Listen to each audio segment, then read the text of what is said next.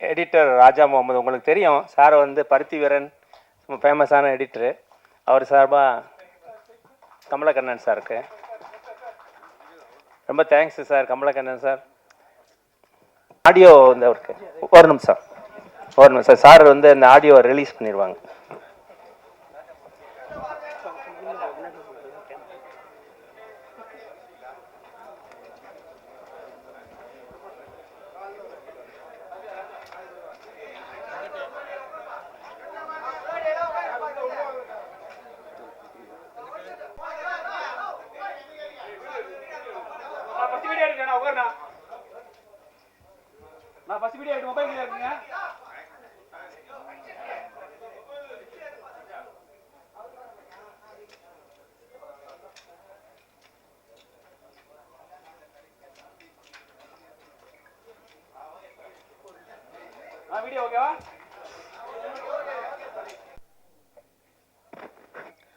அனைவருக்கும் வணக்கம். முதல்ல நமது ராஜா அண்ணனை மிகவும் பாராட்டுகிறேன். ஏன்னா எங்களோடு அரசியல் பயணித்து கொண்டிருந்தவர் இன்று திரைத்துறையில் பயணிக்கிறார். திரைத்துறையில் பயணித்தவங்கெல்லாம் அரசியலுக்கு வரும்போது அரசியலை சார்ந்தவர்கள் எல்லாம் திரைத்துறைக்கு வர வேண்டிய ஒரு சூழ்நிலை ஏற்படுகிறது என்பதை மரியாதைக்குரிய ராஜா அவர்கள் இதை தயாரித்ததும் டைரக்ட் செய்தது நீங்கள் தானே.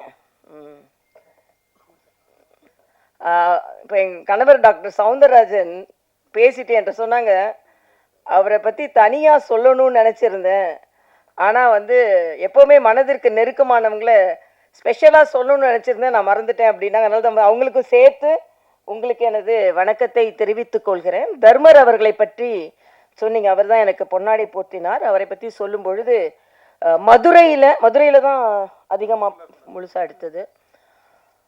என்னை நேற்று ஒரு 2 நாட்களுக்கு முன்னால் தான் என்னை தொடர்பு கொண்டார்கள். ரொம்ப நாளாக அவங்கள தொடர்பு கொள்ளணும்னு நினைத்து கொண்டிருந்தேன், ஆனால் ஏதோ விடுபட்டு போச்சு அப்படின்னு சொன்னாங்க.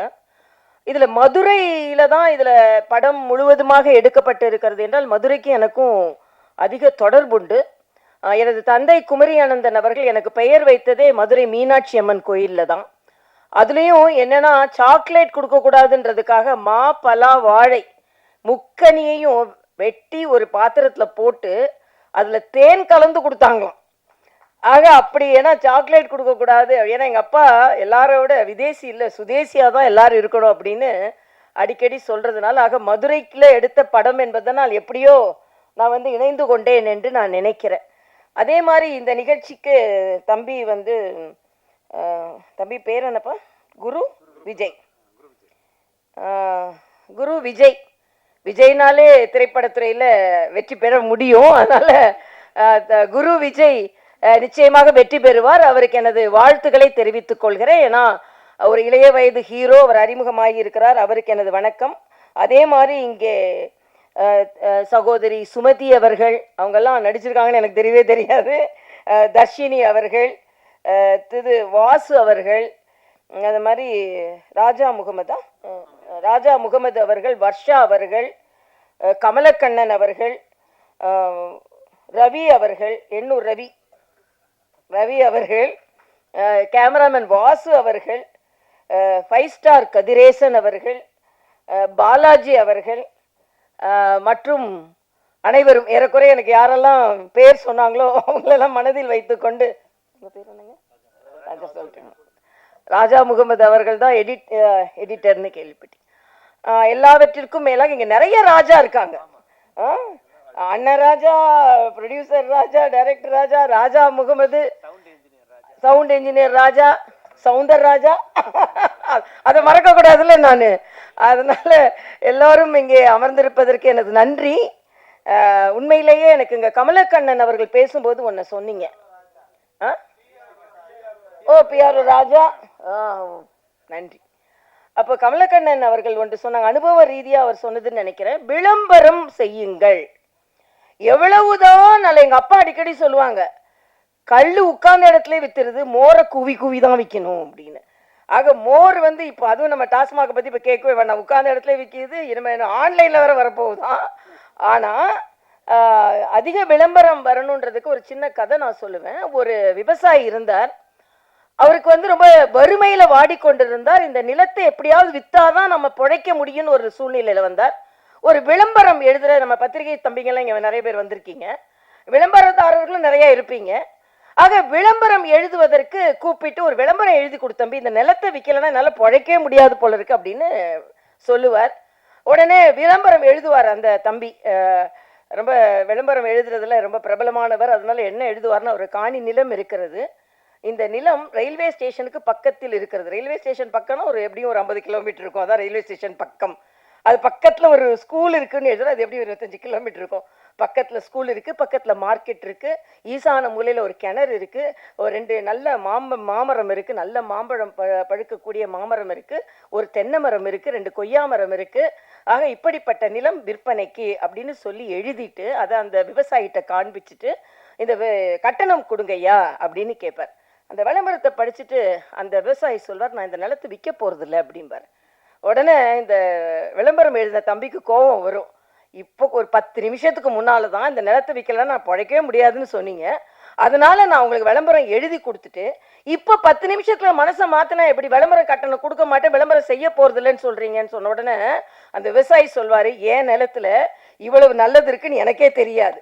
நீ விளம்பரம் எழுதின உடனே இந்த நிலத்தை நான் ஏன் விற்கணும்னு நினைச்சாரு, அதனால நான் இந்த நிலத்தை விற்க போறதில்லை. இதான் விளம்பரத்தின் ஒரு அருமை. ஆக இதை எடுத்து சொல்லி சொன்ன உடனே இந்த நிலத்தை போய் நான் ஏன் விற்கணும், இவ்வளவு நல்லது இருக்கா ஏன் நிலத்துலன்னு எனக்கே தெரியாது, விளம்பரம் எழுதின பிறகுதான் எனக்கு தெரியுது அப்படின்னு சொன்னதை மாதிரி நிச்சயமா விளம்பரப்படுத்த வேண்டும். ரொம்ப நல்லதெல்லாம் நடந்திருக்கு.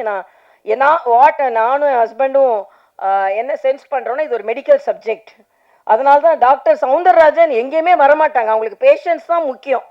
ஆனா நெடுநாள் கழித்து இங்கே வந்திருக்காங்கன்னா அது அண்ணன் ராஜாக்காகவும் டைரக்டர் தயாரிப்பாளர் ராஜாக்காகவும் 2 ராஜாக்காகவும் அந்த ராஜா வந்தாருன்னு நான் சொல்லுவேன். ஏன்னா அவங்க சாதாரணமா பேஷண்ட்ஸை பார்க்கறதுல தான் அவங்க அதிக கவனம் செலுத்துவாங்க. அதுவும் நான் அடிக்கடி சொல்லுவேன், கிட்னிஸ்லாம் வந்து ரொம்ப ஆரவாரம் இல்லாத, இப்போ எனக்கு நேர் ஆப்போசிட் டாக்டர். ஹார்ட்னா படப்படப்படன்னு அடிச்சுக்கிட்டு இருக்கோம், கிட்னி அமைதியாக வேலை செஞ்சிட்டு இருக்கோம். அது மாதிரி அமைதியாக பல நோயாளிகளை காப்பாற்றியவர்கள் அவர்கள். அதனால இங்கே அவர் இந்த ராஜா அவர்கள் 2 ராஜா வர்றதுனால இங்கே வரணும்னு நான் நினச்சேன். ஆனால் அது மெடிக்கல் சப்ஜெக்ட்னு உடனே அவங்களுக்கும் மகிழ்ச்சி, எனக்கும் மகிழ்ச்சி. ஏன்னா நான் அடிக்கடி ஒன்று சொல்வதுண்டு, இந்த டிமானிட்டைசேஷன் அவங்க நம்ம பிரதமர் அவர்கள் அறிமுகப்படுத்தினாங்க. உடனே சில அரசியல்வாதிகள் அண்ணன் சீமான்ட்ட கேட்டாங்க, இதெல்லாம் இப்படிலாம் எனக்கு சாப்பிடக்கூட காசு இல்லை, இப்படிலாம் பண்ணால் எப்படி அப்படின்னு. அண்ணன் திருமாவளவன்ட்ட கேட்கும்போது, இதெல்லாம் எப்படி, நான் நாளைக்கு கூட எனக்கு சாப்பிட்றதுக்கு காசு இல்லை, நான் என்ன பண்ண போகிறேன் அப்படின்னு நிறைய கருத்துக்கள் சொல்லியிருந்தாங்க. ஏன்ட்ட வந்து கேட்டாங்க. ஆனால் நான் சொன்னேன், எனக்கு ஒன்றும் பிரச்சனை இல்லையே அப்படின்னு. உங்களுக்கு பிரச்சனை இல்லையா, அப்போ உங்களுக்குலாம் முதல்ல தெரியுமா அப்படின்னாங்க. நான் உங்களுக்கு எல்லாத்துக்கும் 8ஆம் தேதி தெரிய மாதிரி தான் எங்களுக்கும் தெரியும். ஆனால் என்னன்னா, என்னோட கோட்டும் ஒயிட்டு, என் நோட்டும் ஒயிட்டு, அதனால எனக்கு பிரச்சனையே இல்லை. எனக்கு எங்கள் டாக்டருக்கு பிரச்சனை, எங்கிட்ட இருக்கிற கொஞ்சம் நெஞ்ச காசும் நாங்கள் ஒயிட் கோட்டில் சம்பாதிச்சதுன்னு. அதே மாதிரி தான் ராஜா அவர்கள் இங்கே வந்து பணத்தை போட்டிருக்கிறாரு, அவரும் ஒயிட் கோட்டில் சம்பாதிச்ச ஒயிட் நோட்டு. அதனால எல்லோரும் படத்தை அவர் கமலக்கண்ணன் அவர்கள் சொன்னதை மாதிரி முழுவதுமாக தியேட்டர்ல போய் உட்கார்ந்து பார்க்க வேண்டும், செல்லுல பார்த்துட்டு சென்று விடாதீர்கள் என்பது எனது கோரிக்கையாகவும் இருக்கிறது. இன்னும் சொல்ல போனா இதுல வந்து மருத்துவத்துறையில நான் பெருமையா இந்த இடத்திற்கு வந்து நின்று சொல்கிறேன். கரோனா காலத்துல பிபிஇ கிட் போட்டு நான் தான் முதல்ல போனேன்னு அன்றைய முதல்வர்லாம் சொல்லி கொண்டு இருந்தாங்க. இல்ல, முதலில் நிர்வாகத்தில் இருந்து மருத்துவர்களுக்கு உதவி செய்ய வேண்டும் என்று பாதுகாப்பு அதிகாரிகள் அனைவரும் வேண்டாம் என்று சொன்ன பின்பும் பிபிஇ கிட் போட்டு அங்கே மருத்துவமனைக்கு நுழைந்த முதல் நிர்வாகத்தை சார்ந்தவள் நான் என்று நான் உங்களோடு பெருமையாக தெரிவித்துக் கொள்கிறேன். ஏன்னா கரோனா நேரம் அவ்வளவு கொடுமையான காலமாக இருந்தது. தெலுங்கானால ஒரே நேரத்தில் 30 மருத்துவர்கள் பாதிக்கப்பட்டார்கள். டாக்டர் ஸ்ட்ரைக் பண்றாங்க, நாங்க ஏன் பாதிக்கப்பட வேண்டும் என்று. அப்பொழுது மருத்துவர்கள் ஸ்ட்ரைக் பண்ணா நோயாளிகள் எல்லாம் பாதிக்கப்படுவார்கள், அவர்களுக்கு தைரியம் சொல்லணுன்றதுக்காக நான் பிபிஇ கிட் போட்டு எனது பாதுகாப்பு அதிகாரிகள் மறுத்த பின்பும் நான் அங்கே சென்றேன். இதுல மரியாதைக்குரிய பாரத பிரதமர் அவர்களை நான் சொல்லியே ஆக வேண்டும். பிபி கிட் சைனால இருந்து வந்த பிபி கிட்னால தான் 30 டாக்டர்களுக்கு வந்தது. அன்று கரோனா ஆரம்பித்த நேரத்தில் பிபி கிட்டே தயாரிக்காத ஒரு நாட்டில் ஒரே நாளில் 2 லட்சம் பிபி கிட் தயாரிக்கும் அளவிற்கு இந்த நாட்டை முன்னிறுத்தினார் என்றால் அது பாரத பிரதமர் அவர்கள் தான். ஆக கரோனா நேரத்தை நான் இங்கே நினைவு கூறும் பொழுது பாரத பிரதமர் அவர்களை நினைவு கூறாமல் இருக்கவே முடியாது. அதே மாதிரிதான் தடுப்பூசி. 150 நாடுகளுக்கு தடுப்பூசி கொண்டு போனோம் என்றால் அதற்கு பாரத பிரதமரின் அந்த முயற்சி தான் காரணம். அதுல முதலில் அந்த தடுப்பூசியை உருவாக்கியவர் நம் தமிழ்நாட்டை சார்ந்தவர், குடியாத்தத்தை சார்ந்த, அதாவது பாரத் பயோடெக்காரர்கள் ஹைதராபாத்ல இருந்தாலும் தமிழ்நாட்டை சார்ந்தவர்கள். ஆக உலகத்திற்கே தடுப்பை கொடுத்தது யார் என்றால் தமிழ்நாட்டை சார்ந்தவர்கள். இங்கே அண்ணன் ராஜா அவர்கள், 2 அண்ணனும் எனக்கு அண்ணன் தான், அதனால அண்ணன் ராஜா அவர்களை ஒரு வார்த்தை வருது, ஆட்சியே போனா கூட போதையை ஒழிக்க முடியவில்லை என்றால் ஆட்சியே போனாலும் பரவாயில்லை என்று சொல்லக்கூடிய தைரியம் பாரதிய ஜனதா கட்சிக்காரர்களுக்கு மட்டும்தான் இருக்கு. எப்படினாலும் ஆட்சியை பிடிச்சிடலாம் அப்படின்னு இல்லை. மக்களுக்கு கெடுதல் வருகிறது என்றால் எங்களுக்கு எதுவுமே தேவையில்லை என்று தான் நாங்கள் எல்லாம் பணியாற்றி கொண்டிருக்கிறோம். இந்த சமுதாயம் அதையும் உணர்வார்கள் என்று நான் நினைக்கிறேன். அதனால ஒரு நல்ல நிகழ்ச்சி. மருத்துவத்தில் சம்பாதிச்சு இங்கே திரைப்படம் எடுத்திருக்கிறார். நான் அடிக்கடி ஒன்று சொல்வதுண்டு. நான் ராமச்சந்திரா மருத்துவக் கல்லூரியில் பணியாற்றி கொண்டிருக்கும் பொழுது ஒரு நோயாளி ரொம்ப கவலையாக இருந்தார். அவர்கிட்ட கேட்டேன், ஏங்க இவ்வளோ கவலையாக இருக்கீங்க, என்னாகுமோன்னு கவலைப்படாதுங்கன்னு சொன்னேன். அதுக்கு அந்த நோயாளி சொன்னார், என்னாகுமோன்னு கவலைப்படலை டாக்டர், எவ்வளோ ஆகுமோன்னு தான் எனக்கு கவலையாக இருக்கிறது என்று சொன்னார். ஆக எல்லா டாக்டரும் அப்படி கிடையாது. நாங்கள் எல்லாருமே சேவையில் மருத்துவம் பார்ப்பவர்கள். எங்கள் டாக்டர்லாம் பார்த்தீங்கன்னா கிட்னி டிரான்ஸ்பிளான்ட்டு நிறைய நாளில் ஃப்ரீயாக பண்ணி கொடுக்குறாங்க. அதனால் நாங்கள் எல்லாருமே ஒரு நியாயமான மருத்துவர்கள். அதனால தான் அநியாயமான மருத்துவர்களை பார்த்தவுடன் கோபம் வந்திருக்கிறது இவர்களுக்கு. அதனால் இதை பார்த்த உடனே மருத்துவர்கள் எல்லாருமே இப்படி தான் நினச்சிடாதுங்க. நல்ல மருத்துவர்கள் இருக்கிறார்கள் என்பதற்கு ஆரம்பமாகவே சொல்வதற்காகத்தான் நாங்கள் எல்லாம் இங்கே வந்திருக்கிறோம் என்று நான் நினைக்கிறேன். அதனால் நிச்சயமாக இந்த படம் வெற்றி பெற வேண்டும். எனக்கு ரொம்ப சினிமா பார்க்குற பழக்கம் கிடையாது. ஒருத்தர் இது விளையாட்டாக சொல்கிறேன், ஒருத்தர் ஒரு கதை எழுதிட்டு முடிக்க முடியாமல் ஒரு டாக்டரை கூப்பிட்டாராம். எனக்கு கதையை முடிக்க முடியலைங்க அப்படின்னு நீங்கள் கொஞ்சம் வாங்கினாராம். உடனே டாக்டர் சொன்னாராம், எங்களை பேஷண்ட்ஸை பார்க்க தானே கூப்பிடுவாங்க, நீங்கள் ஏன் கதையை முடிக்கிறதுக்கு என்ன கூப்பிடுறீங்க, நிறைய பேர் கதையை நீங்கள் முடிச்சிருக்கீங்க, அதனால் உங்களை நான் கூப்பிடுறேன் அப்படின்னு சொன்னாராம். அப்படிப்பட்ட டாக்டர் நாங்கள் கிடையாது. ஆனாலும் இந்த கதையை வளர்க்குறதுக்கும் கதையை நல்லா நடத்துறதுக்கும் நாங்கள் இங்கே வந்திருக்கோம். எல்லாத்துக்கும் மேலே நான் பிரதானமாக இங்கே வந்தது ராஜா அண்ணனுக்காக. ராஜா அண்ணன் நாங்கள் எல்லாரும் ஒரு அரசியல் கட்சியிலேருந்து எல்லாரும் எவ்வளவோ லாபகரமாக, அரசியல் என்றாலே அது பட்டத்திற்கும் பதவிற்கும் சம்பாத்தியத்திற்கும் என்று இல்லாமல் கொள்கைக்காக தனது வாழ்நாளில் உரக்க குரல் கொடுத்து கொண்டிருக்கும் தர்ம போராளிக்காக நாங்கள் இங்கே வந்தோம் அப்படின்றதுல நான் பெருமை அடைகிறேன். அது மட்டும் இல்லை, டாக்டர் சவுந்தரராஜன் அவர்களை எந்த நிகழ்ச்சிக்கும் நான் கூட்டிகிட்டு வரமாட்டேன். ஏன்னா நான் ஹோம் மினிஸ்டர்னு சொன்னால் ஹோம் மினிஸ்டர் கொஞ்சம் ஸ்ட்ரிக்டாக இருந்தால் தான் நல்லது. ஆனாலும் அவர்களும் வந்தார்கள் என்றால் உண்மையிலேயே 2 ராஜாக்களுக்கும் நாங்கள் வணக்கம் செலுத்துவதற்காக நான் மறுபடியும் சொல்கிறேன்.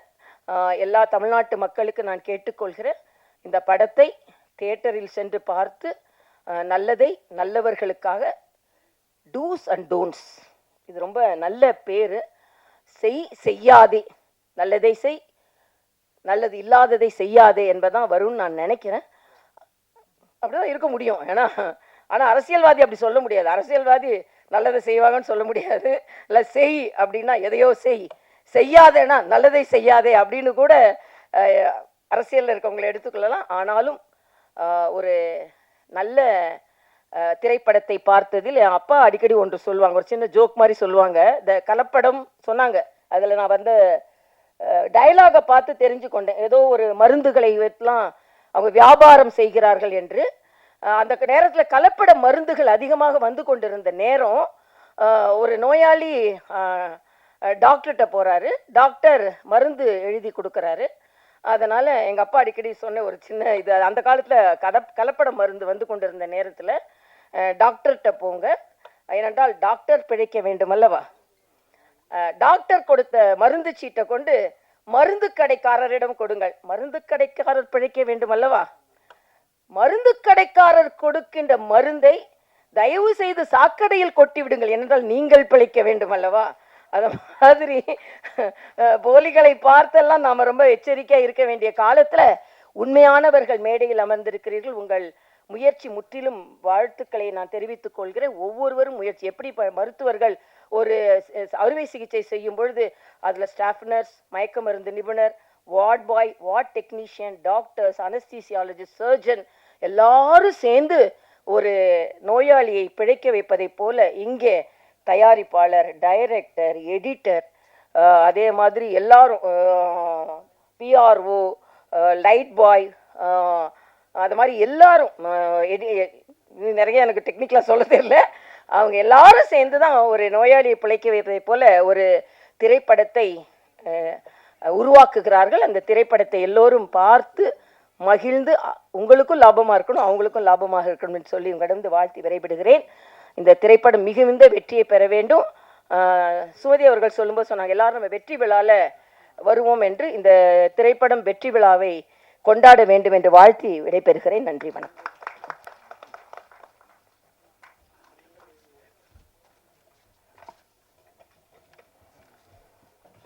ரொம்ப நன்றி மேடம். ரொம்ப ரொம்ப மிக அற்புதமாக இந்த டாக்டர்ஸினுடைய டியூட்டி என்ன அப்படிங்கிறத ரொம்ப அருமையாக சொன்னீங்க. நிறைய டாக்டர்ஸ் ஆக்சுவலாக உங்களுக்கு நல்ல எக்ஸ்பீரியன்ஸ் இருக்கும். அந்த படத்தில் இருக்க கதை அருமையாக சொல்லிட்டீங்க. இதான் கதையை அவங்க அழகாக சொல்லிட்டாங்க. நீங்கள் வந்து நிறைய எனக்கு கொஞ்சம் ஃப்ரஸ்ட்ரேஷன் தான். நான் மதுரையில் படித்தேன், பிறந்தது காரைக்குடி தேவக்கோட்டை. மதுரையில் படித்தேன், ஜிஹெச்சில் இருந்தேன், சார் ஸ்டூடெண்ட்டு. அப்புறம் ஸ்டான்லி மெடிக்கல் காலேஜில் இருந்தேன். நம்ம சினிமா டெக்னீஷியன்ஸு நிறைய டெக்னீஷியன்ஸ் எனக்கு தெரியும். நான் என் வீட்டுக்கு வருவாங்க நிறையா. நான் இல்லைனாலும் ஒரு டீம் இருப்பாங்க. ஸ்டான்லி, கீழ்பாக்கு, ராயப்பேட்டை, இங்கே என்ன ஹெல்ப்னாலும் நான் இல்லைனாலும் அங்கே உடனே ஃபோன் பண்ணி யார் அட்மிட்டாக இருந்தாலும் உங்களுக்கெல்லாம் நாங்கள் பண்ணியிருக்கேன். நான் 2000 2004 வரைக்கும் இருந்தேன். அதுக்கு முன்னால் நான் யூஎஸ் கிளம்பி போயிட்டேன். யூஎஸ்எல்ல வேறு நாட்டில் இருந்தேன். லண்டன் போயிட்டு லண்டனில் பிடிக்கல. வெஸ்ட் இண்டீஸில் இப்போ ஒரு முக்கியமான சாமியார் அங்கே இருக்கார், அந்த ஊரில் தான் இருந்தேன். அங்கே யூனிவர்சிட்டியில் இருந்தேன். அதுக்கு பின்னால் அமெரிக்கா போனேன். அமெரிக்காவில் இப்போ போய் 10-12 வருஷம் ஆச்சு. எனக்கு கொஞ்சம் தாக்கங்கள் இருந்தது. நம்ம நிறைய விஷயங்கள் மக்களுக்கு சொல்லணும் அப்படின்ட்டு. இந்த படத்தை பொறுத்தவரையில் நான் வந்து எனக்கு வந்துட்டு போன செலவு தான் அதிகம் படத்தை காட்டிலும். ஒரு இடம் வந்தேன்னா 5 லட்ச ரூபா, மினிமம் 6 லட்ச ரூபா டிக்கெட்டுக்கு. நான் ஒரு 25 இடம் வந்திருப்பேன்னு நினைக்கிறேன். நான் ஒரு 3 வருஷத்துக்கு முன்னால் அந்த படத்தை ஆரம்பித்தேன். எனக்கு ஒரு கெட்ட பழக்கம் என்னென்னா, சார் இனிமேல் நீ வரவே மாட்டாருன்னு நினைக்கிறேன். உட்காந்து நானே பண்ணணும், ஒவ்வொன்றும் எனக்கு பெர்ஃபெக்டாக இருக்கணும் அப்படின்னு சொல்லிட்டு. ஒரு நாள் காலையில் எழுந்திரிச்சு கேட்டுட்டு இருக்கும்போது திடீர்னு ஏதோ சத்தம் கேட்டுட்டு இருந்துச்சு. நான் என் மிஸ்ஸஸ் கிட்டே போய், என்னது ஒரு தேனிசை ஞானம் வந்துட்டுருக்கேன், ஒரு பாட்டு வந்துட்டுருக்கேன்னா. இப்போ என் மக சொன்னிச்சு, எங்கள் ஒய்ஃப் சொன்னிச்சு, இல்லை உங்கள் மக கத்திக்கிட்டு இருக்கு, உங்களுக்கு பாட்டாக தெரியுதான்னு சொன்னிச்சு.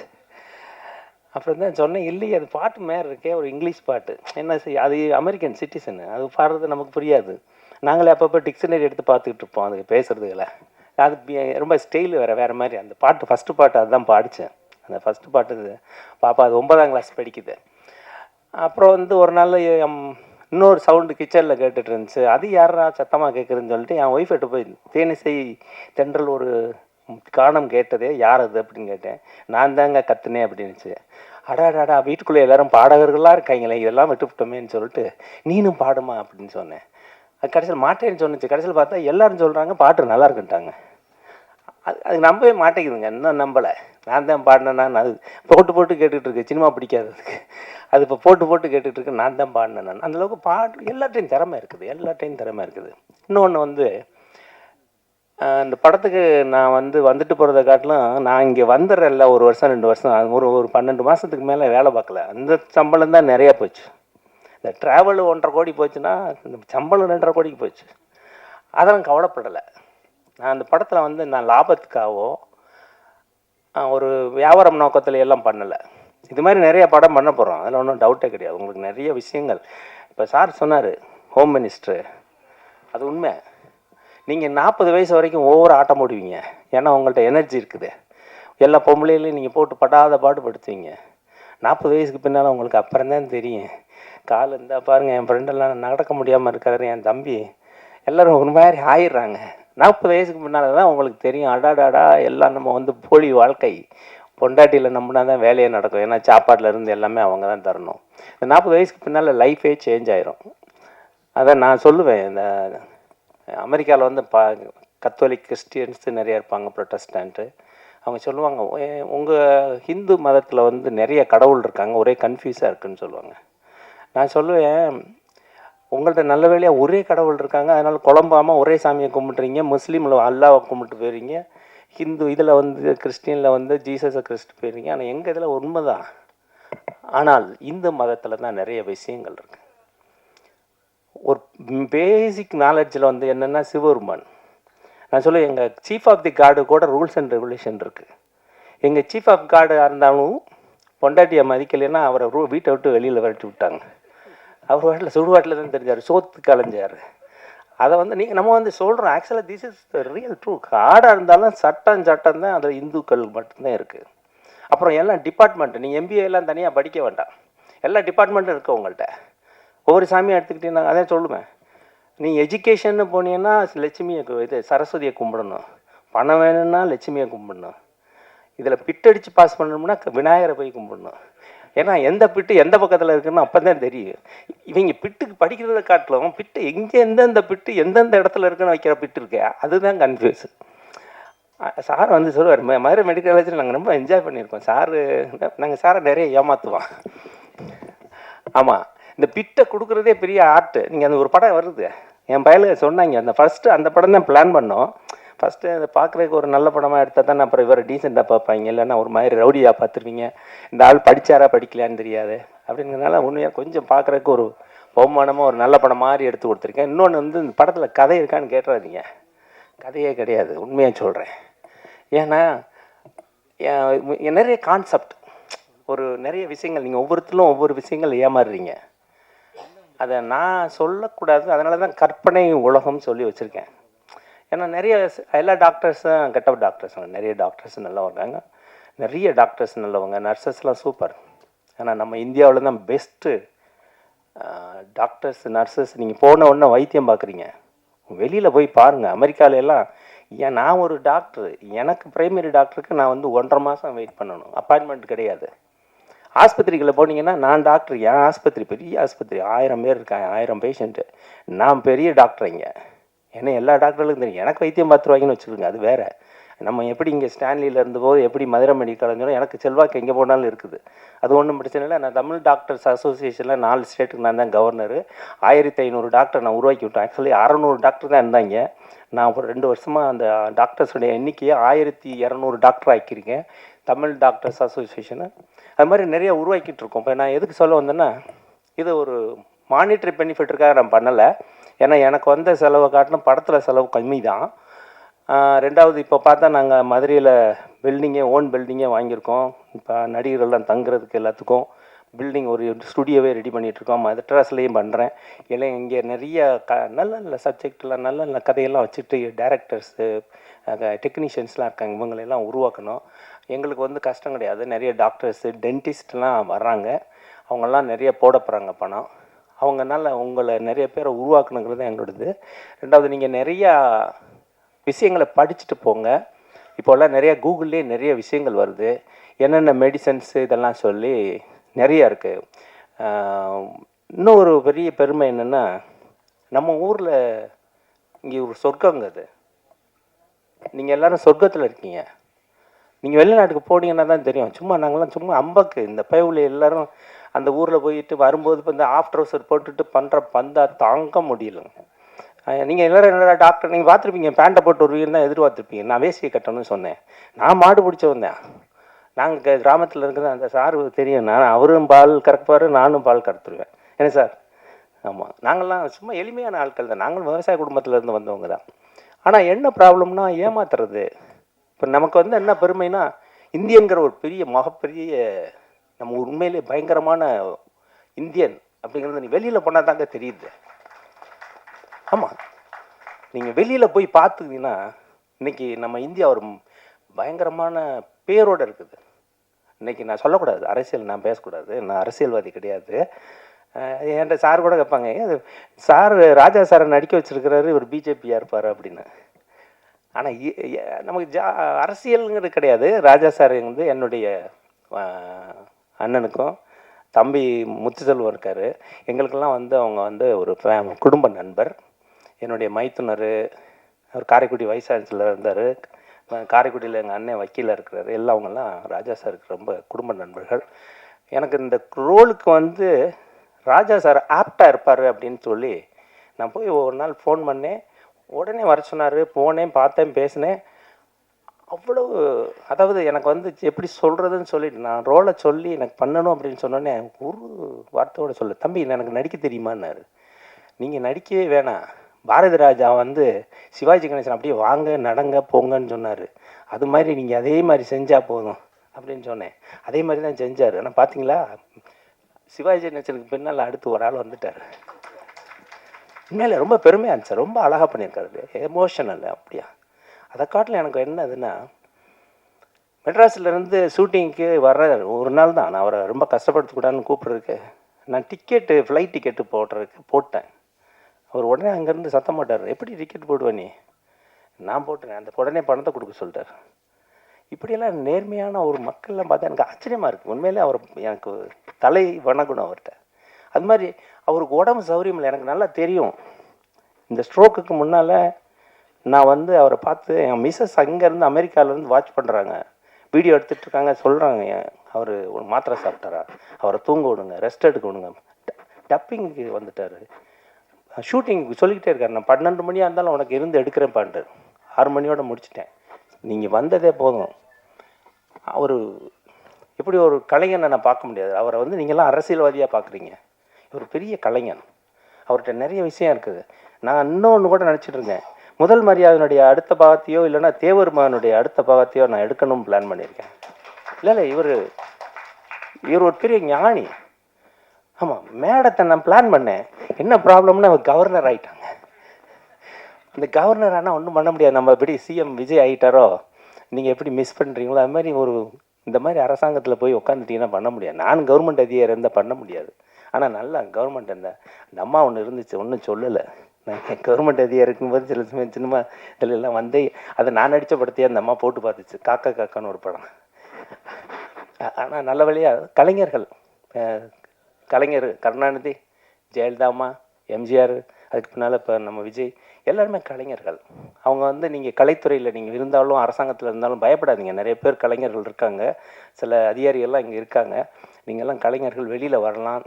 முதலமைச்சர்களை பொறுத்தவரை யாரும் சொல்ல மாட்டாங்க, ஏன்னா இவங்கெல்லாம் கலைஞர்கள். நம்மளும் இருக்க அரசியல்வாதியெல்லாம் கலைஞர்கள் ஆக்கிட்டோம்னா நமக்கு பிரச்சனை கிடையாது. அதனால் ரொம்ப நன்றி. என்னுடைய மிகப்பெரிய மதிப்புக்கும் மரியாதைக்கும் உரிய மேடம் நல்லா வந்து என்னை ரொம்ப கௌரவிச்சிட்டிங்க. சார் வந்து அவருடைய ஸ்டூடெண்ட் என்றைக்குமே. ஆமாம், ரொம்ப நன்றி. என்னுடைய வேண்டுகோளுக்கு என்னங்க, நம்ம ப்ரொடியூசர் சங்கத்தில் எனக்கு மிகவும் உறுத்தான நண்பர்கள். இப்போ ராஜா சாரை வந்து ஒரு சிறப்புரையை அவர் ரொம்ப நேரம் இருக்கக்கூடாது, ரொம்ப எனக்காக ரொம்ப வந்துட்டு நீங்கள் உட்காந்தே பேசுங்க,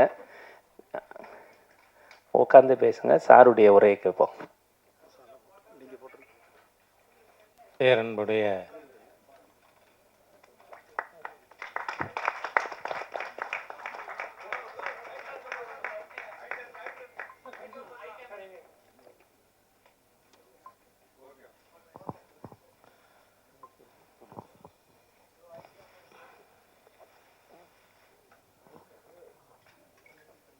முன்னாள் ஆளுநர்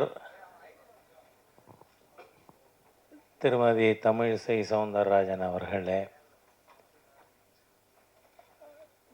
டாக்டர் சவுந்தரராஜன் அவர்களே, திரு ராஜசேகர் அவர்களே, மற்றும் மேடையில் இருக்கின்ற இந்த படத்தின் மூலமாக கலைஞரானவர்கள் அல்லது ஏற்கனவே கலைத்துறையில் இருப்பவர்கள் அனைவருக்கும் என்னுடைய சிறந்தாழ்ந்த வணக்கத்தை சொல்லி, நீங்கள் பார்த்தீங்கன்னா சரியாக 6 மாதம் வந்து எல்லா டாக்டர்களும் இப்போ இன்றைக்கி செக்கப்புக்காக வந்திருந்தேன். நீங்கள் பார்த்தீங்கன்னா டாக்டர் சொல்கிற முதல் வார்த்தை, இவ்வளவு சீக்கிரம் பெரலிட்டிக் ஸ்ட்ரோக் வந்து ரெக்கவர் ஆனவங்க ரொம்ப ரேர் அப்படின்னு சொன்னாங்க. அதுக்கு வந்து டாக்டர் தமிழிசை சவுந்தரராஜன் அவர்கள் என் கூடவே இருந்தது ஒரு காரணம். என்ன வந்து நாம் எதுவுமே இயல்பாகவே செய்யணும் அப்படின்னு நினச்சா நம்மளை படுக்க போடுறதும் இயல்பாக ஒரு நடந்த நிகழ்ச்சி மாதிரி இன்றைய தினம் 6 மாதத்துக்குள்ளே உங்களுக்கு நடுவில் பேசக்கூடிய அளவிற்கு ஆண்டவன் எனக்கு உதவி இருக்கான். அதை வந்து நம்ம மறுக்கவே முடியாது. இந்த படத்தை பொறுத்தவரை டாக்டர் ராஜசேகர் அவர்கள் ஒரு விஷயத்தை சொல்ல விட்டுட்டாருங்க. மேக்கப்பே கிடையாது. இந்த படம் எடுத்ததில் மேக்கப்பே கிடையாது. சாதாரண காஸ்டியூமில் வந்தேன். படம் அவங்க சொன்னதை செஞ்சு கொடுத்துட்டு நாம் வீட்டுக்கு வந்துட்டோம்.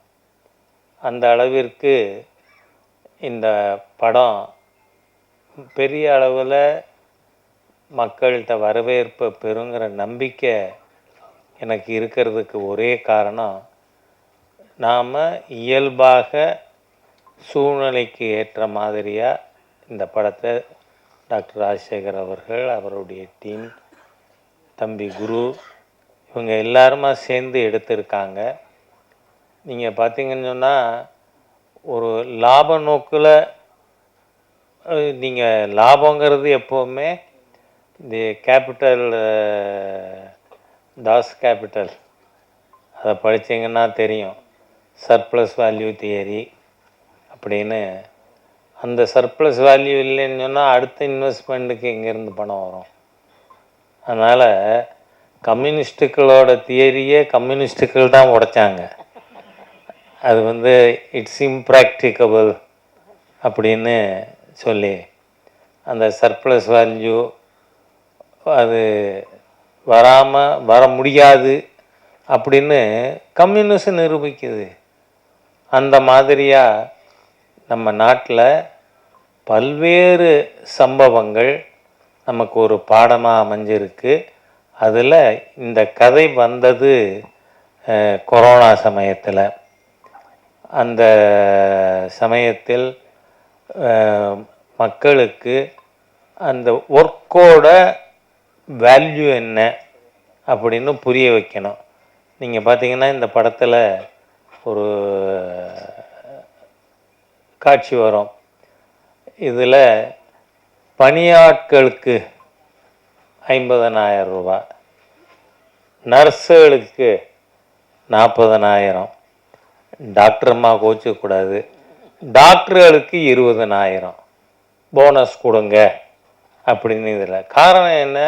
24 மணி நேரமும் உழைச்ச ஒரு கம்யூனிட்டி உண்டுன்னு சொன்னால் அது அந்த சுத்திகரிப்பாளர்கள்.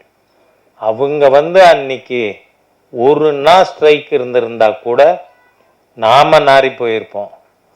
அந்த மாதிரியாக இந்த மருத்துவத்துறையின் மூலமாக மக்களுக்கு எப்படி போய் அடைய முடியும் என்பதையும், அதில் ஊழல் செய்கிறவனை ஆட்சியே போனாலும் ஊழல் செய்கிறவனுக்கு எதிராக நடவடிக்கை எடுக்கணும் அப்படிங்கிற தீம் மக்கள்கிட்ட சென்றடைவதற்காக எடுக்கப்பட்ட படம்.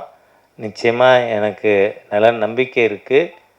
வர்ற வெற்றி விழா நடக்கும் பொழுது நான் ஓடிப்போய் மைக்கில் நின்று பேசுகின்ற அளவிற்கு நிச்சயமாக இருக்கும் என்கின்ற என்னோட நம்பிக்கையும் தெரிவித்து, இந்த படம் வெற்றி பெறணும்.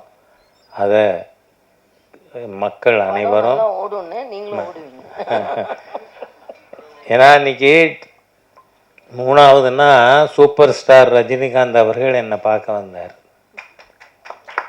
அப்போது வாங்க எப்படி இருக்கீங்க அப்படின்னு கேட்டேனா, என்னங்க நீங்கள் எப்படி இருக்கீங்கன்னு பார்க்குறதுக்கு நான் வந்திருக்கேன், என்ன எப்படி இருக்கீங்கன்னு நீங்கள் கேட்குறீங்களேன்னு. டாக்டர்ஸ் வேர் சர்ப்ரைஸ்டு.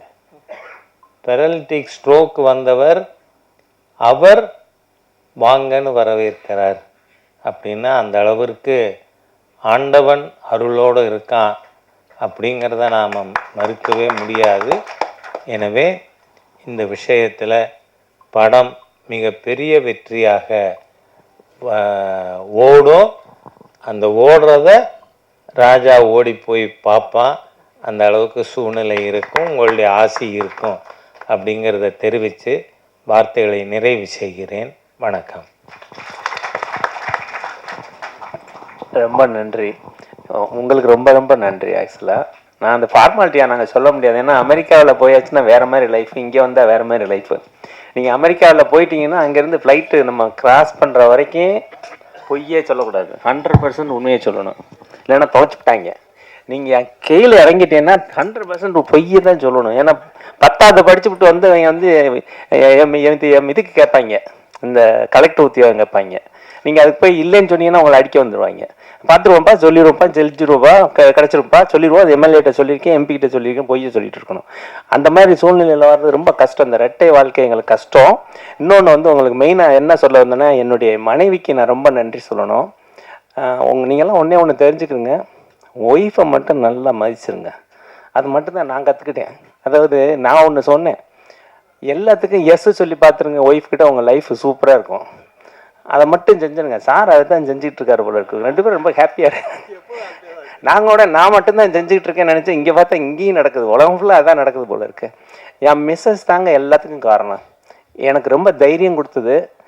எங்கள் அம்மா அப்பா இறந்ததுக்குனால எங்கள் அம்மாட்ட நான் முடியலைன்னா மடியில் போய் படுத்தா அந்த சுகம் எனக்கு காய்ச்சல் வந்தோடனே என் ஒய்ஃப்கிட்ட மடியில் படுத்திருக்கும் போது கிடைச்ச அந்த சுகம் அதான். இன்றைக்கி உங்களுக்கு என்னுடைய பர்சனல் அட்வைஸ், ஒய்ஃபை மட்டும் நீங்கள் கண்கலமாக வச்சுக்கோங்க. அதுதான். அதை நான் சாரும் அவங்க 2 பேரும் வந்தது ரொம்ப உண்மையிலே இருக்குது. அதுக்கான படம் தான் அடுத்த படம். உங்களுக்கு 2 படம் ரெடி ஆகிட்டு இருக்கு. நன்றி. இந்த விழாவில் சில பேர் லேட்டாக வந்திருப்பீங்க. இந்த திருப்பூர் தடவை 10 போடுவாங்க. சார் உடம்பு சரியில்லை கிளம்பிடுவாங்க. இந்த யாரும் பார்க்காதவங்க திருப்பூர் தடவை பார்க்கலாம்.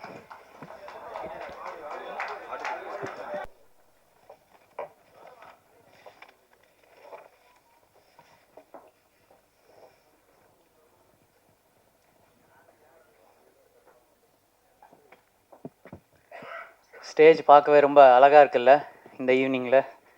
ரொம்ப சந்தோஷம். ட்ரெய்லரும் ஆடியோவும் பார்த்துருப்பீங்க.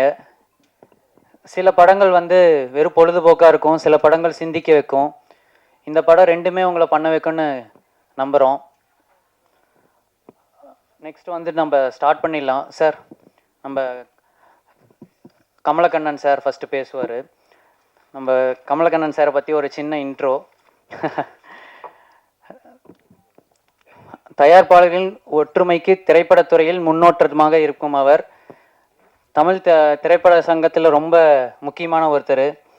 அவர் வந்து பேசுவார், அவரே சொல்லுவார். அவரை பற்றி நிறையா சொல்லலாம், அவர் வந்து பேசுவார். வாங்க சார், வந்து உங்களோட வாழ்த்துறை வழங்குங்க சார். ரொம்ப நன்றி சார். உங்களை மாதிரி லெஜண்ட்லாம் வந்து சப்போர்ட் பண்ணுறது ரொம்ப ரொம்ப நன்றி சார். ரொம்ப சந்தோஷமாக இருக்குது. நம்ம சவுந்தரராஜன் சார், அவரை பற்றி சொல்லணுன்னா, இப்போ எனக்கு ஆசான்னு பார்த்தீங்கன்னா எங்கள் சார், அது மாதிரி எங்கள் சாரோட ஆசான் வந்து அவருக்கு மரியாதை செலுத்த பொன்னாடை போத்து வரவேற்க நம்ம பாலாஜி சார் ஸ்டேஜுக்கு வருமாறு அன்போடு அழைக்கிறேன். வாங்க சார். ரவி, எங்கள் ப்ரொடக்ஷனுக்கு பேக் போன் மாதிரி எங்கள் அண்ணன்.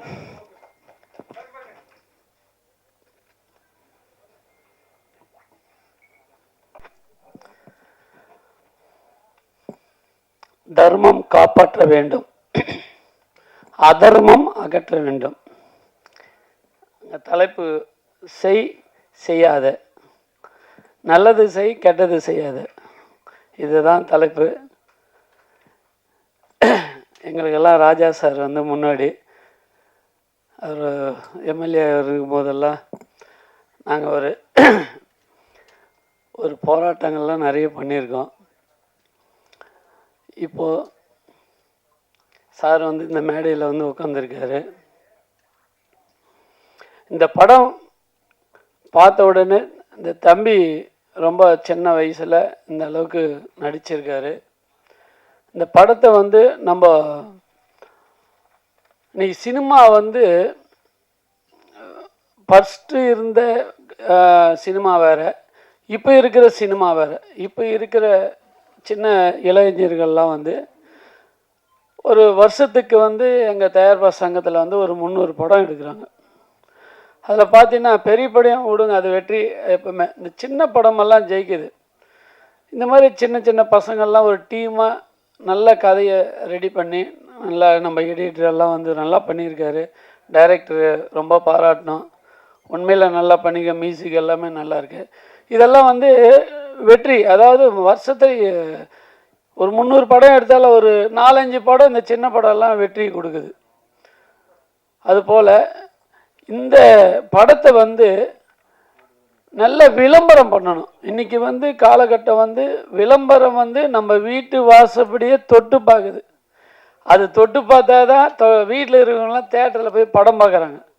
ஸோ அந்த சூழ்நிலை ஆயிடுச்சு. அதனால் என்ன படம் எடுத்தாலும் அந்த விளம்பரத்துக்கு ஒரு முக்கியத்துவம் கொடுத்தா தான் ஜனங்க ஏதோ இருக்குது நம்ம போய் தேட்டரில் பார்க்கலாம் அப்படின்ற ஒரு மனசில் தோணுது. நிறைய பேர் பார்த்திங்கன்னா, நான் இப்போ சமீபத்தில் வந்து ஆந்திராக்கெல்லாம் போயிருந்தோம், ஹைதராபாத் போயிருந்தோம், கொச்சினுக்கெல்லாம் நானும் கதிரேசன் சார்லாம் போயிருந்தோம். அங்கே இருக்கிற சினிமா இப்போ ஹைதராபாத்லலாம் பார்த்தீங்கன்னாக்கா நிறைய பேர் தேட்டரில் தான் போய் பார்க்குறாங்க படத்தை. உண்மையில் சொல்ல அந்த ஆந்திரா மாநிலம் நிறைய பேர் ஆடியன்ஸ் வந்து தேட்டரில் போய் படம் பார்க்குறாங்க. அந்த தேட்டரில் போய் படம் பார்த்தா தான் அது நல்லா திருப்தியாக இருக்குது. நம்ம தமிழ்நாட்டில் என்ன செய்கிறாங்கன்னா செல்லில் பார்க்குறாங்க. செல்லில் பார்த்து டிவியில் கனெக்ஷனை கொடுத்து பார்க்குறாங்க. தயவு செய்து இந்த மாதிரி படத்தெல்லாம் தேட்டரில் போய் பாருங்கள். தேட்டரில் போய் பார்த்தா தான் அந்த படத்து நல்லா இருக்கும். செல்லில் வந்து படம் தயவு செய்து பார்க்காதீங்க. ஏன்னா செல்லில் பார்த்தீங்கன்னா உங்களுக்கு ஒன்றுமே புரியாது. சும்மா பார்த்துட்டு திருப்பின்னு ஆஃப் பண்ணிங்க, திருப்பின்னு ஒரு படம் பார்க்கணும் ஒரு 2 மணி நேரம் நேராக போய் தேட்டரில் போய் பாருங்கள். அந்த படம் என்ன எப்படி இருக்குன்றது ரிசல்ட் அப்போ தெரியும். இப்படி கஷ்டப்பட்டு ஒரு ப்ரொடியூசர் எடுக்கிறாரு. எதுக்கு எடுக்கிறாரு?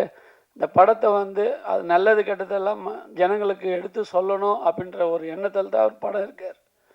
சார் வந்து அமெரிக்காவில் இருக்காருன்னு கேள்விப்பட்டேன். அந்த கலை உணர்வு வந்து அவருக்கு சாருக்கு பாருங்கள் இருக்குது. நம்ம படம் எடுக்கணும், படம் எடுத்து ஒரு சாதனை பண்ணணும், தன்னுடைய மகனை வந்து ஹீரோ ஆக்கணும் அப்படின்ற ஒரு பெரிய சாதனை. அதாவது எதுக்கு சொல்ல வரேன்னா, நான் இப்படி இருக்கிற ஆர்வமான ஆழத்தோடு இருக்கிற ஒரு ப்ரொடியூசருங்கெல்லாம் நீங்கள் நிறைய பேர் பாதிக்கப்பட்டிருக்காங்க. இதுக்கு எங்கள் சங்கத்தில் வந்து நிறைய இப்போது சில சிஸ்டமெல்லாம் போட்டிருக்கோம்.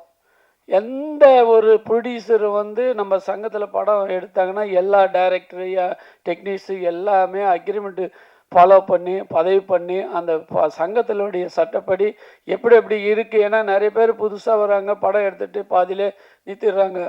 பார்த்தீங்கன்னா ரொம்ப கஷ்டப்படுறாங்க. இன்றைக்கி பாருங்கள், ப்ரொடியூசர் சங்கத்தில் வந்து எவ்வளோ நல்லது பண்ணின்னு இருக்கோம். அதையும் தெரியாமல் என்ன செய்கிறாங்க, சங்கத்தில் நம்பர் ஆகாமல் படமெல்லாம் எடுத்து முடிச்சுட்டு அப்புறமா நம்பர் ஆகிறாங்க.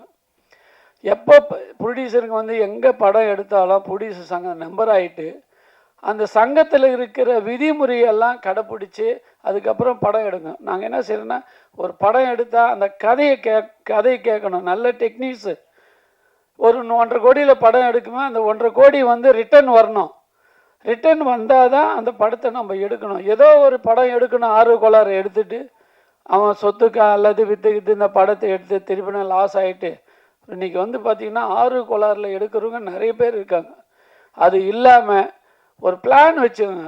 நல்ல கதையை செலெக்ஷன் பண்ணி அந்த நல்ல டைரக்டர் 10 வாட்டி அந்த கதையை கேளுங்க. இன்னும் ஒரு டீம் செட் பண்ணிக்கோங்க. நல்ல ஒரு 4-5 பேர் நல்ல சினிமா டெக்னீஷியன்ஸ் தெரிஞ்சுங்க கூட வச்சு அந்த கதையை நல்லா கேட்டு அதுக்கு ஏற்ற டெக்னீஷியன்ஸ் வச்சு அந்த படத்தை எடுத்து வெளியிடுங்க. உண்மையில் என்றைக்கும் சினிமா வந்து ஜெயிக்கலாம். அதில் வந்து எந்த லாஸ் வராது. இந்த ஆர்வ கோளாறில் எடுக்கிறவங்க தான் இன்றைக்கி லாஸ் ஆகின்னு இருக்குங்களே கண்டி. நல்லா பிளான் பண்ணி எடுத்தாக்கா படம் வந்து வெற்றியை கொடுக்கும், நல்லதும் நடக்கும். தயவுசெய்து எங்கள் பத்திரிக்கையெல்லாம் நிறைய பேர் வந்திருக்கீங்க. நீங்கள் இந்த நல்லா எடுத்திருக்காங்க அந்த படத்தை. இந்த வெற்றி படம்னா நீங்கள் எழுதுகிற எழுத்துல தான் இருக்குது. நல்லா எழுதுங்க, நல்ல விளம்பரம் உங்களால் வரட்டும், அந்த படம் வெற்றி ஆகட்டும். நன்றி, வணக்கம். Hifly media DI digital intermediate Harsha வந்து அந்த பொண்ணோடைய போட்டுவார். எங்கள் டீமில் நல்லா ஹெல்ப் பண்ணார். சென்டர் பேருக்கு சார்.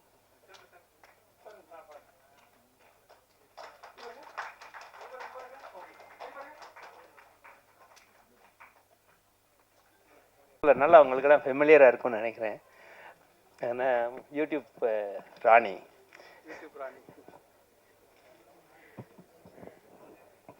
அனைவருக்கும் வணக்கம். பொதுவாக அரசியல் மேடைகளில் தான் இருந்து பழக்கம். இப்போ முதல் முறையாக சினிமாவுக்காக வருதில் இவர் ராஜா அண்ணா வந்து முதல்ல ஒரு படம் எடுக்கிறேன்னு சொல்லிட்டு கூப்பிட்டப்போ அவங்க தர்ஷினி மேமோட ரோல் தான் வந்து கேட்டாங்க. அவர் சீன்லாம் சொன்னப்போ உண்மையாலுமே எனக்கு பயமாக இருந்துச்சு. சார் இது முன்னாடி நான் கேமரா முன்னாடி நின்னதே கிடையாது. கேமரா முன்னாடி பேசியிருக்கோம், யூடியூப் சேனலில் எல்லா சேனல்லையும் போய் பேசுகிறோம், டிவிலலாம். ஆனால் இதெல்லாம் ரொம்ப வெயிட்டான ரோல் சார், என்னால் அது பண்ண முடியாது அப்படின்னு தான் அப்புறமா அவங்க தர்ஷினி இது பண்ணிவிட்டு தம்பி சொன்னாப்புல ஒரு முக்கியமான ரோல்லாம் இல்லை, 2 சீனில் வருவேன் அவ்வளோதான், சும்மா வந்துட்டு போகலாம். ஏன்னா அவர் முன்னாடி நிறைய இந்த இதில் கான்செப்ட் வந்து ரொம்ப ஒரு அற்புதமான கான்செப்ட்டு. ஸோ நம்ம இன்றைக்கி வந்து இந்த மெடிக்கல் ஃபீல்டு அப்படிங்கிறது வந்து எந்த அளவுக்கு நம்மளை வந்து எப்படி சொல்கிறது, அவங்க தான் அவங்கள நம்பி நம்மளோட உயிரையே கொடுக்குறோம். நம்ம டாக்டர்கள் சொல்லிட்டாங்கன்னா நம்ம கேட்டால் நெஞ்சை கிழிக்கணும்னா கிழிச்சிடுறோம், நம்ம கொண்டு அட்மிட் பண்ணிடுறோம், கடவுளுக்கு ஈக்குவலாக அவங்கள மதிக்கிறோம். ஆனால் அந்த மெடிக்கல் ஃபீல்டில் எப்படிலாம் சில பேர் சீட் பண்ணுறாங்க, எப்படி அந்த இதை வந்து அந்த மருத்துவத்தை வந்து ஒரு பிஸ்னஸாக பார்க்குறாங்க அப்படின்ற விஷயங்கள்லாம் அவர் சொன்னப்போ ரொம்ப உண்மையாலுமே அதுக்காக தான் அந்த தலைப்பை வச்சுருந்தார். ஸோ மருத்துவர்கள் வந்து எதெல்லாம் செய்யணும், எதை செய்யக்கூடாது. இன்னொன்று நம்மளுமே நிறைய ஒரு அவேர்னஸ் இல்லாமல் சும்மா தலைவலிக்குதுன்னா ஏதோ ஒரு டோலோ போடலாம், காய்ச்சல் நம்ம எல்லாருமே நம்மளாம் இன்றைக்கி எல்லாரும் அற வைத்தியர்கள் எல்லாருமே சொல்லுவாங்களே 1000 பேரை கொண்டா அற வைத்தியம் அப்படிங்கிற மாதிரி நம்மளே கொண்டுகிட்டு இருக்கிறோம். அப்போ இன்றைக்கி நான் அந்த செல்ஃப் மெடிக்கேஷன் எடுக்கிறதுனால என்னென்ன சைடு எஃபெக்ட்ஸ் வருது, நம்மளோட இளைய தலைமுறையை வந்து நம்ம வந்து எப்படி பலி கொடுத்துக்கிட்டு இருக்கிறோம், அதாவது உணவுலேருந்து இந்த மாத்திரைகள் எடுக்கிறதுலேருந்து நம்ம தாத்தா இருந்தது உடம்பு எப்படி இருந்தது, நம்ம அப்பாலாம் எப்படி இருந்தாங்க, நாம் எப்படி இருந்தோம், இன்றைக்கி நம்ம பிள்ளைங்க எப்படி இருக்கிறாங்க. இன்றைக்கி நம்ம 40 வயசில் நம்ம கூட நடந்துருவோம் போல இருக்கு 1 கிலோமீட்டரு, நம்ம பிள்ளைங்களாம் 10 அடி நடக்க மாட்டேங்கிறாங்க, புசுங்கிறாங்க. ஸோ அதுக்கு காரணம் எல்லாமே எதுக்கு எடுத்தாலும் ஓடி போய் ஊசியை போடுறது, எதுக்கு எடுத்தாலும் அவங்களுக்கு மாத்திரையை கொடுக்குறது, அந்த மாதிரி.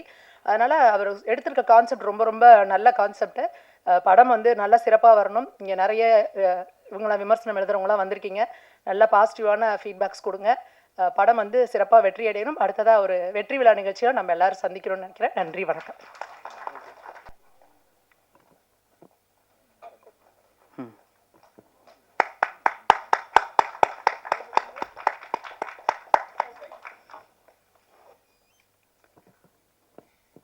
சார் சவுந்தரராஜன் சார் ஒரு சில வார்த்தைகள். அனைவருக்கும் வணக்கம். இது ஒரு வித்தியாசமான மேடை. நான் மருத்துவ கருத்தரங்குகளை கலந்து கொண்டு இருக்கேன். ஒரு 35 ஆண்டுகள் சிறுநீரகத்துறையில் லட்சம் சிறுநீரக நோயாளிகளை பார்த்துருக்கிறேன். ஏறத்தாழ ஒரு 45 கிட்னி ஸ்பெஷலிஸ்ட்டுக்கு நான் டீச்சராக இருந்திருக்கேன். அதுபோக எனக்கு ஒரு யுனிக்காக வந்து அரசாங்க மருத்துவமனையில் அன்றைக்கு முதல் சேரும் பொழுது எம்பிபிஎஸ் முடித்தோடனே அது வந்து எனக்கு கொடுத்த அப்பாயின்மெண்ட் ஆர்டரில் Tamil Nadu medical service is please to appoint you அப்படின்னு என்னை கொடுத்தாங்க. இன்றைக்கி வந்து அன்னைக்கு வந்து மெடிக்கல் சர்வீசஸ் அப்படின்னு இருந்த வார்த்தை இன்றைக்கி ஹாஸ்பிட்டல் இண்டஸ்ட்ரின்னு மாறிப்போச்சு. ஹாஸ்பிட்டல் இண்டஸ்ட்ரின்னு மாறின பிற்பாடு அங்கே வந்து ப்ராஃபிட் இஸ் த டார்கெட். லைஃப்பில் எல்லாருக்கும் பணம் தேவை. நான் மருத்துவ மாணவர்களுக்கு சொல்லும் பொழுது இதுதான் சொல்லுவேன், உங்களுக்கும் பணம் தேவை, எனக்கும் பணம் தேவை. ஏன்னா நம்ம பெட்ரோல் பங்கில் என்னென்னா நானும் பணம் கொடுக்கணும், நீங்களும் பணம் கொடுக்கணும். அதனால் வாங்கும் பொழுது நீங்கள் பணம் எல்லோருக்கும் தேவை தான். அது வாங்கும் பொழுது இப்படி குனிந்து நின்று வாங்கிக்கோங்க, அவங்க இப்படி பாக்கெட்லேருந்து எடுக்காதீங்கன்னு சொல்லுவேன் என்னோடய ஸ்டூடெண்ட்ஸுக்கு. குனிந்து நின்று வாங்கிறது உங்களை சேவைக்கு. தஞ்சாவூர் மருத்துவக் கல்லூரியில் இருந்து நான் ஆரம்பத்தில் பணியாற்றிய பொழுது போகிற ஒவ்வொரு பேஷண்ட்டும் வெத்தலை பாக்கு, பழம், ஒன்றும் இல்லைன்னா எலுமிச்சம்பழமாவது வாங்கி அரசாங்க மருத்துவமனையில் நன்றி சொல்லிட்டு போவாங்க. அந்தளவுக்கு அவங்களுக்கு சொல்லுவோம். மரியாதைக்குரிய அண்ணன் டிஆர் பாலு அவர்கள் இருக்கட்டும், அவங்களுடைய குடும்பமாக இருக்கட்டும், மன்னை நாராயணசாமி அவர்களுக்கு வைத்தியம் பார்த்த அனுபவம் இருக்கிறது. அதே போல் மரியாதைக்குரிய புரட்சித் தலைவரின் துணைவியார் ஜானகி அம்மா அவர்களுக்கு வைத்தியம் பார்த்த அனுபவம் இருக்கிறது. மரியாதைக்குரிய கலைஞர் அவர்களுக்கு பார்த்த அனுபவங்கள் இருக்கிறது. எல்லாத்துக்கும் மேலாக மரியாதைக்குரிய சூப்பர் ஸ்டார் அவர்களுக்கு கூட முதல் முறையாக அங்கே ராமச்சந்திர மருத்துவமனையில் அவர் டயலைஸ் ஆகும் பொழுது நான் தான் அவருக்கு போட்டேன். இது எங்கேயும் நான் பொது மேடையில் சொன்னதில்லை, என்னுடைய அடக்கத்தின் காரணமாக. ஆனால் எல்லாத்துக்கும் நம்ம தேவைகள் எவ்வளவோ இருந்தாலும் இன்றைக்கி மக்கள் நலன் சார்ந்த பணியில் ஒரு முதலமைச்சர் என்னென்ன செய்யணுங்கிறத அண்ணன் தர்ம போராளி நாங்கள் சொல்லுவோம். தர்ம போராளி என்று சொல்வதற்கு எல்லாத்துக்கும் குரல் கொடுப்பதற்கு ஒருத்தர் இருக்காங்க. தர்மத்துக்கு குரல் கொடுக்கறதுக்கு போராளியாக இருந்தவர் தான் அண்ணன் எச்.ஆர். ராஜா அவர்கள். அவங்க உண்மையிலே அவருக்கு சில குரல் கொடுக்கறதுக்கு எங்களை போன்றவங்கெல்லாம் நேரடியாக மேடைகளில் குரல் கொடுக்கறதுக்கு எங்களுக்கு மனதைரியம் இல்லை. எனக்கு ஒரு ஆசைகள் இருந்தாலும் இன்றைக்கி அவருடைய படத்தை பார்ப்பதற்கு இறைவன் ஒரு வாய்ப்பை கொடுத்திருக்கிறார்கள். எல்லாத்துக்கும் காரணம் என்னுடைய ஹோம் மினிஸ்டர். எனக்கு அவங்க மற்றவங்களுக்கு கவர்னர், எனக்கு அவங்க ஹோம் மினிஸ்டர். நான் மரியாதைக்குரிய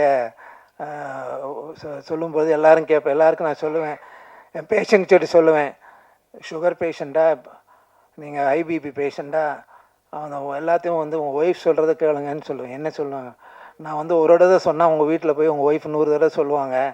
ஏன்னா உப்பு சாப்பிடாதேன்னு சொன்னால் உப்பு சாப்பிட அவங்க சொல்கிறத கேட்பாங்க. டாக்டர் சொன்னார்லன்னு கேட்பாங்க. நான் என்னென்னலாம் சொல்லணுமோ அதெல்லாம் உங்கள் ஒய்ஃப்கிட்ட அட்வைஸ் பண்ணிடுவேன். அதனால் அவங்க வீட்டில் அதை சொல்லுவாங்க. அதனால் மனைவி சொல்லை கேட்காத கணவன் இல்லை. மனைவி சொல்லை நீங்கள் கேட்டிங்கன்னா தான் நல்லா ரொம்ப நாள் வாழ முடியும். எல்லாருமே நீங்கள் எல்லாம் பெரும்பாலும் அது எல்லாருக்குமே அந்த அனுபவம் இருக்கும்னு நினைக்கிறேன். எல்லாரும் அவங்க துணைவியாரின் சொல்லை கேட்டு வாழ பழகியவர்கள் தான் ரொம்ப நாள் நல்லா ஆரோக்கியமாக இருப்பாங்க. அந்த மாதிரி ஒரு பொது மெசேஜை சொல்லி ஒரு புதிய அனுபவத்தை கொடுத்த இந்த மேடைக்கு நன்றி சொல்லி விடைபெறுகிறேன். நன்றி, வணக்கம். Thank you so much madam.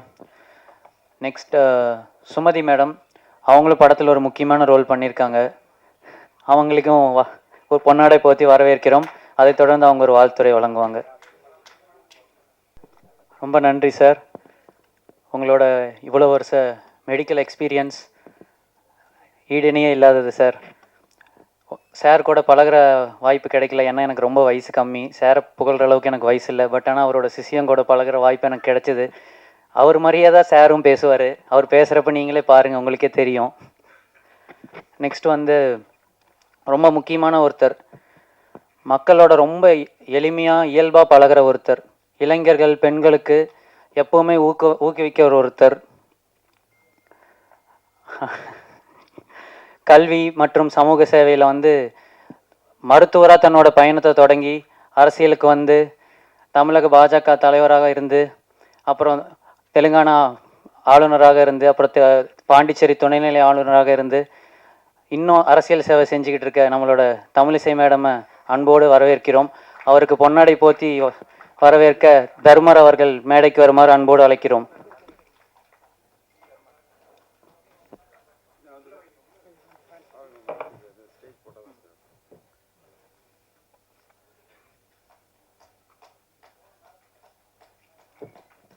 மதுரையினுடைய மொத்த ஷூட்டிங்களுக்கு இவர் தான் ஒரு ஹெட்டு. எங்களுக்கு எல்லாத்துக்கும் நைட்டு 1 மணி 2 மணிக்கு இருந்தாலும் தர்மர் அவருடைய சேவை. அவர் ரொம்ப நன்றி மேடம். இந்த மாலை நேரத்தில் இந்த விழாவை சிறப்பிக்க வந்திருக்கும் முன்னாள் கவர்னர் மதிப்பிற்குரிய தமிழிசை சவுந்தரராஜன் அக்கா அவர்களுக்கும், மற்றும் அண்ணன் மதிப்பிற்குரிய எச். ராஜா அண்ணன் அவர்களுக்கும், மற்றும் இந்த விழாவை சிறப்பிக்க வந்திருக்கும் நண்பர்கள் மற்றும் பத்திரிகை துறை அனைவருக்கும் இனிய மாலை வணக்கம். அதாவது கலைத்தாயும் சினிமாவையும் அரசியலையும் பிரிக்க முடியாததுக்கான விழா மேடை தான் இந்த விழா மேடை நினைக்கிறேன் உங்களுக்கு. ஏன்னா சினிமாவும் அரசியலும் கலந்து தான் தமிழ்நாட்டில் பல வருஷங்களாக இருந்துக்கிட்டு இருக்குது. ஏன் சொல்கிறேன் அப்படின்னா, நான் ப்ரொடியூஸ் பண்ண ஜிகதண்டாங்கிற ஒரு படம், அந்த படத்தில் பார்த்தீங்க அப்படின்னா ஒரு மெயினான கதையை வந்து மதுரையில் வந்து ஒரு பெரிய பிரபலமான ஒரு ரவுடி, அந்த ரவுடியை வந்து ஒருத்தர் கதை கேட்டு டைரக்ட் பண்ண சொல்லி ஒரு போகிறாரு. அந்த கதையை அந்த இது பண்ணும்போது இன்ஸ்பயர் ஆனதுக்கப்புறம் அந்த ரவுடியை அந்த ரவுடி தொழிலை விட்டுட்டு நானே அந்த கலைத்தாயில சினிமாவில் அடாப்ட் ஆகிக்கிறேன் அப்படின்னா அந்த படத்தோட கதையே ஜிகதண்டாவோட கதை. ஏன் அதை சொல்கிறேன் அப்படின்னா, ஒரு சினிமா ஒரு கலைத்தாய் யாரையுமே எப்போவுமே எந்த நேரத்தில் மாற்றிரும், அவங்களுக்குள்ள இருக்கக்கூடிய ஒரு கெட்ட பழக்கத்தை மாற்றி ஒரு ரவுடி எப்படி ஒரு திரும்பி வந்து ஒரு திரும்ப வந்து அந்த ரவுடித்தனத்தை வந்து ஒரு நடிகனாக மாறுறான் அப்படிங்கிற மாதிரி தான் வந்துட்டு உங்களுக்கு. அந்த மாதிரி வந்து பார்த்தீங்கன்னா இப்போ எச் ராஜா அண்ணன் வந்து அரசியலில் வந்து ஒரு பெரிய போல்ட்டாக நீங்கள் பார்த்துருப்பீங்க. அண்ணன் பேசக்கூடிய ஸ்பீச்சாக இருக்கட்டும் எல்லாமே ஒரு வித்தியாசமாக பண்ணியிருப்பார் உங்களுக்கு வந்துட்டு.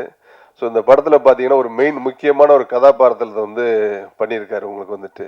ஸோ அதனால் சினிமாவும் அரசியலும் கலந்து தான் வந்து நீ ஃபுல்லாக போய்கிட்டே இருக்குது உங்களுக்கு வந்துட்டு. அப்புறம் வந்து இந்த படத்தில் குருன்னு ஒரு அறிமுக கதாநாயகன் ஆகியிருக்காரு.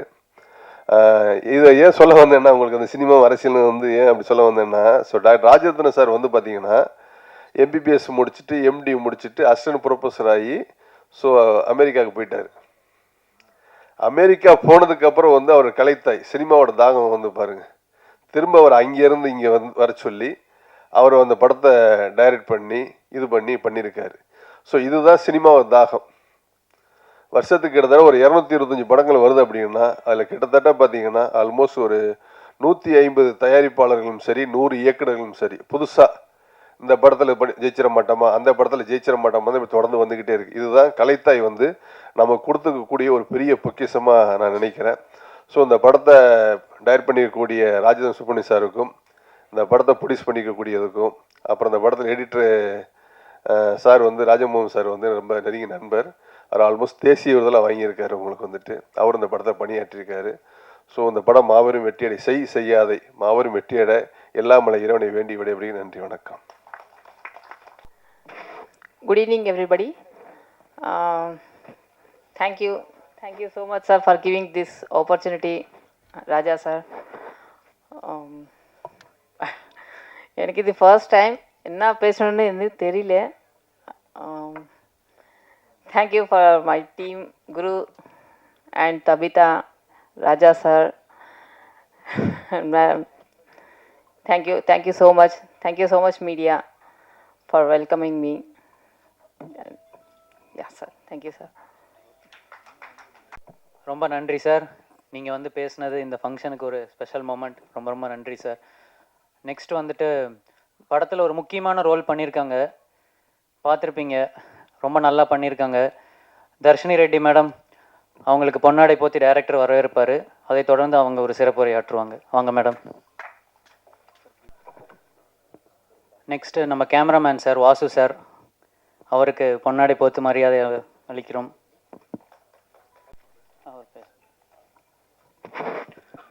நெக்ஸ்ட் வந்துட்டு ஒரு முக்கியமான பர்சன், தமிழ் திரைப்பட உலகில் வந்து தயாரிப்பாளராக இயக்குனராக தனக்குன்னு ஒரு தனி அடையாளத்தையே உருவாக்கி வச்சுருக்காரு. திரைப்பட தயாரிப்பாளர் சங்கத்தின் செயலாளர் திரு 5 ஸ்டார் கதிரேசன் சாரை அன்புடன் அழைக்கிறோம். அவருக்கு பொன்னாடை போத்தி வரவேற்பாங்க. நல்லா பண்ணியிருக்காரு வாசு சார், பார்த்துருப்பீங்க. டைரக்டர் வாங்க சார்.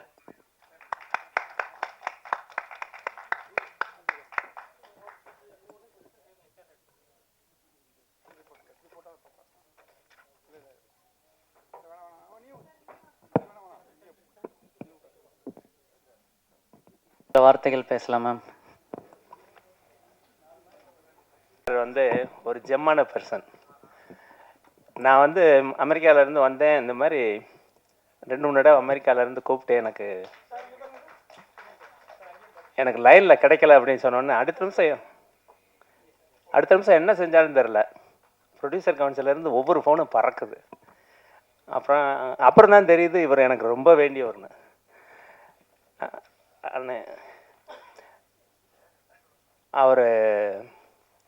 அவரை பற்றி உங்களுக்கு நல்லா தெரியும்.